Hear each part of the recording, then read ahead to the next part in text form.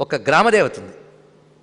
చిత్రం ఏంటంటే చాలా కాలం క్రితం ఒక మహాత్ముడు బ్రతుకు తెరువు కోసం వెళుతూ మధ్యాహ్నం పూట అక్కడికి చేరుకున్నట్ట. ఆ అరుగు మీద కూర్చున్నాడు. చిన్న ఆలయం అరుగు మీద కూర్చున్నాడు. మధ్యాహ్నం వేళ అయింది, ఆకలిస్తుంది. అప్పటికే తాళం వేసి వెళ్ళిపోయారు పూజారులు. లోపల ఏమైనా దొరుకుతుందేమో, ఎవరైనా ఉన్నారేమో అనిపించింది. కుతూహలం ఒకటి ఉంటుంది ఎలాగోను. లోపల అమ్మవారిని ఎలాగో చూడలేదు, ఏదైనా రంధ్రంలోంచి చూద్దామా అని చూసేటండి. ఆ తలుపుకు ఒక చిన్న రంధ్రం ఉంది. ఆ రంధ్రంలోంచి కనబడిందిట. ఎంతంటే చూస్తే ఆలయం చాలా చిన్నది, కానీ లోపల ఒక విస్తారమైన సువర్ణమయమైన ప్రాంగణం. అందులో అమ్మవారు కూర్చున్నారు భోజనానికి. ఆవిడ చుట్టూ పరిజనములు భోజనానికి కూర్చున్నాయట. వీళ్ళందరికీ విస్తరలు వడ్డించబడ్డాయి.